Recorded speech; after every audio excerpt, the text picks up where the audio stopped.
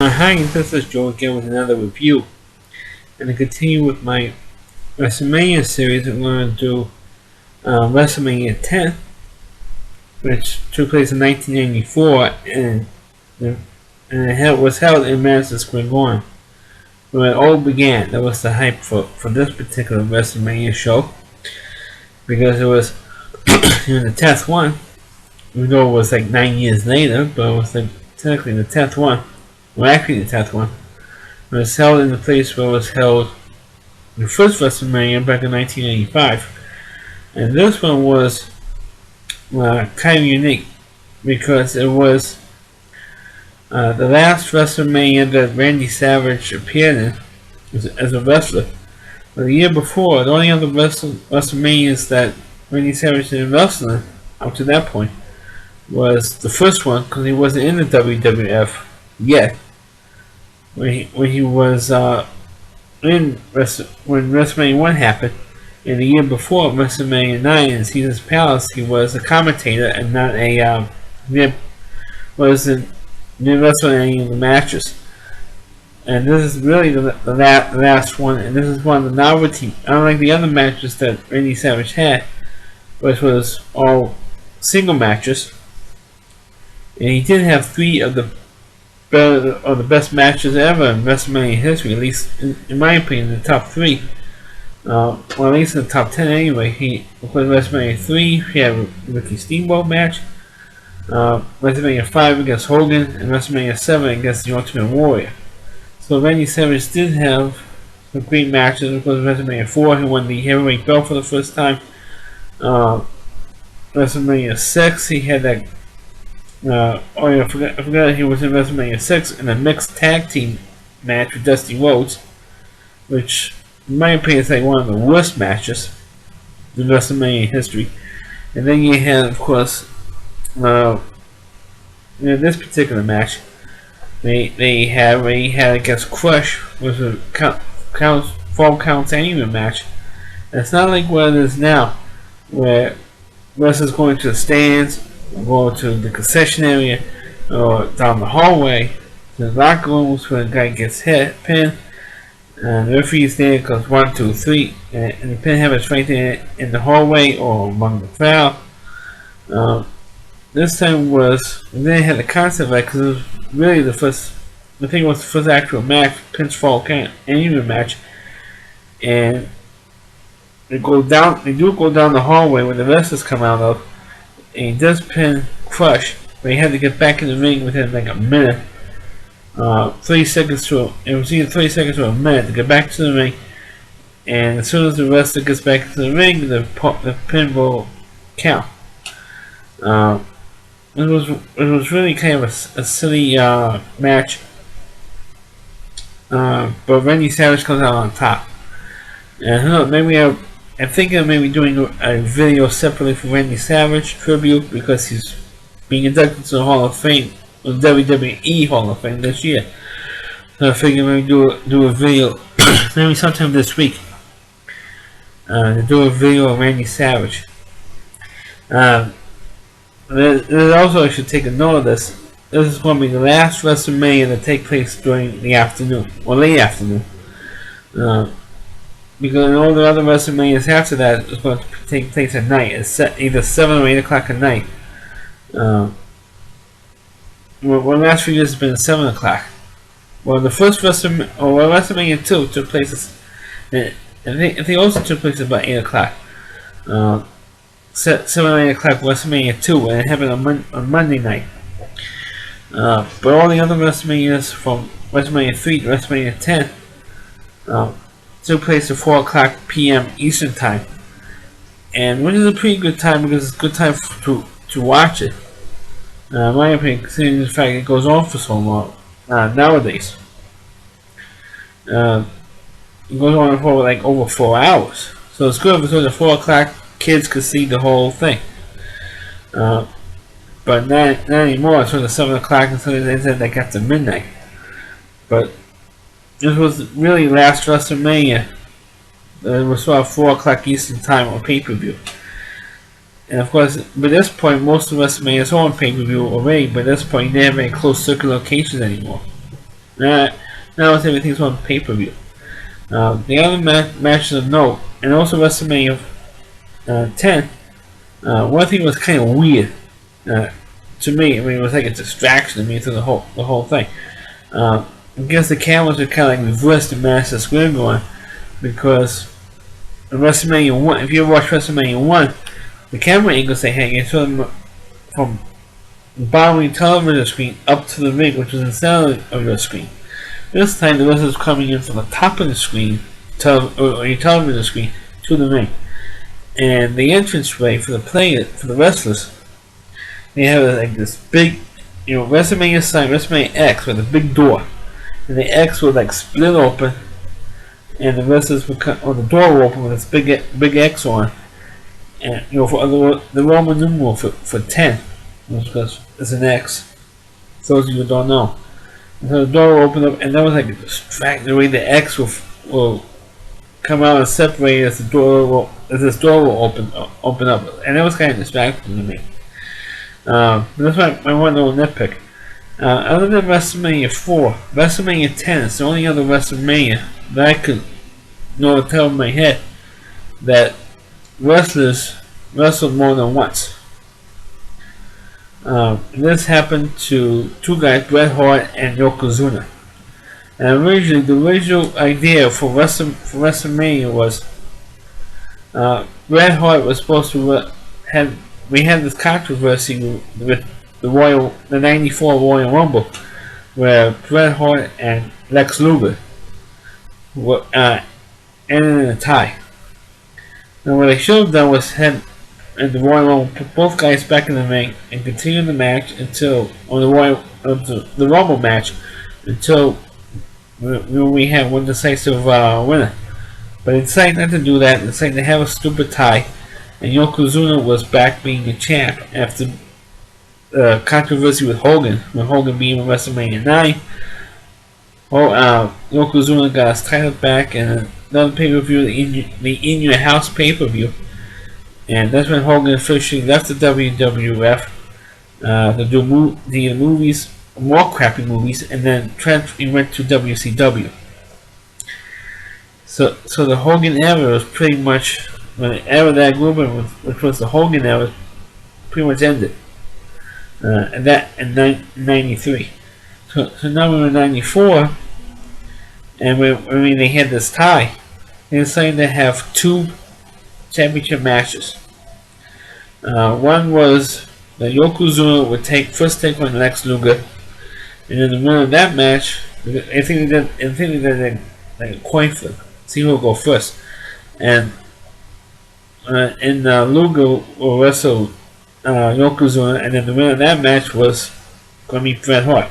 Now the original storyline actually did get leaked out.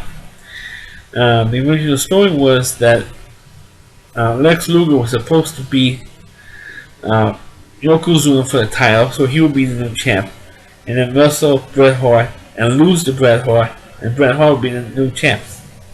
That was the original premise. And this was like just before the internet boom started. Somehow that story got leaked out to the wrestling media, or the people who cover wrestling for a living. I think I'm not sure if it was Steve Meltzer of the Wrestling Observer, but it was somebody who leaked this to the media that covers wrestling. In particular, there was few writers who cover wrestling for a living, and that became a big controversial. That the storyline for WrestleMania 10 was leaked out. So what they did was they decided to screw Lex Luger in a way, have him win, but on like a disqualification or count or something, and then Yokozuna will wrestle Bret Hart, but they still kept the premise of Bret Hart being the champ. Instead of being Lex Luger the champ, I think it would have been better if Lex Luger was the champ, because Bret Hart was champion already. He won all three major belts by this time in his career, so I feel that he became, I think, the second wrestler in WWF history to win all three major titles. The other one being Pedro Morales. I'm talking about the IC belt, the tag belt, and of course the heavyweight champ belt. Uh, Bret Hart only won all three already in his career, so I feel that it was already about time to give it to somebody, to give it to Luger and not Bret Hart. But that's what they decided to do. And whatever. So the actual thing that actually happened was that Yokozuna beats Lex Luger, and then Yoko lost to Bret Hart in the final match. But in terms of Bret, not only did Yokozuna wrestle twice, and he did give two very good matches. He was a great performer in the ring, despite his size. I mean, he's twice the size as I am, and pretty fat. He's twice the size as I am. The other wrestler who wrestled twice was also Bret Hart, because he had the very first match of WrestleMania 10, where he wrestled his brother, and they had a pretty good story, brother versus brother thing. And what they should have done this year in WWE was to have Nikki and Brie Bella wrestle against each other. Because they were building that out, there was like a rivalry or a rift between the two, the Bella twins. Fortunately, they pretty much ended it before it even began. And I thought they should have had a match this year at WrestleMania, the two of them. But that didn't happen, unfortunately. But that's my opinion. They should have done that. But the match with Owen and Brett, Owen did beat Brett, and it was a pretty good long match too. I think it was maybe like 20 minutes long. And of course, the other match that WrestleMania 10 is known for, other than the match I previously mentioned with Randy Savage and Crush, with the Falls Count Anywhere match, was the very first ever ladder match for the IC belt between Razor Ramon or Scott Hall versus Shawn Michaels. Because the thing was, at that time where I think Shawn Michaels was injured or something, and he was the IC champ. He had to give the IC belt out for a while, and because he couldn't wrestle. I think he had like a back injury, and so they had like an IC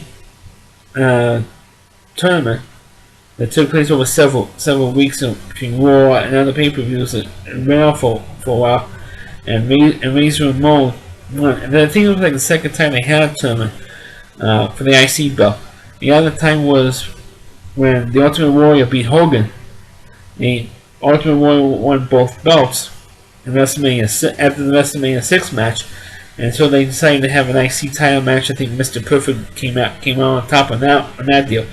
So they had another one again, and an open challenge or battle royal or something for the IC belt, and Razor Ramon came out on top. So Shawn Michaels came back from his injury and said, "Hey, I'm the Raw IC champion. Never really lost it. Here's my belt," and they had like two belts, two IC belts. Shawn Michaels had his own actual belt, and you had Razor Ramon with the quote-unquote official belt. So they have both belts over the ring, and whoever gets from first with the ladder wins. And that was a pretty damn good match with just the two of them. Well, now you have all these crazy Money in the Bank ladder matches, and down the line, a few years down the line, you had the tag team belts, the table ladders and chair matches. You also had ladder matches for the tag team belts as well, at WrestleMania. But this was actually the first ladder match, and it was pretty damn good. You saw Shawn Michaels flying off a ladder onto Razor Ramon, and I believe, if I have this wrong, please feel free to correct me, in the comments down below. But I believe the Razor Ramon came out on top of that. But it was a pretty damn good match. And that's pretty much all the matches that I can remember from WrestleMania 10. Because the problem with later on, the WrestleManias later on, I mean, pretty much after 3, WrestleMania 3, at least from my perspective, at least from wrestling from my age, is that the majority of the wrestling matches in WrestleMania, for the most part, are forgettable. What made WrestleMania 3 unique over all the other WrestleManias, for me, is the fact that more than half of the matches you were interested in seeing, and that's what, to me, that's what makes it not only a good WrestleMania, but any good wrestling card. And of course, it was back in the days when we used to have a wrestling card every single month.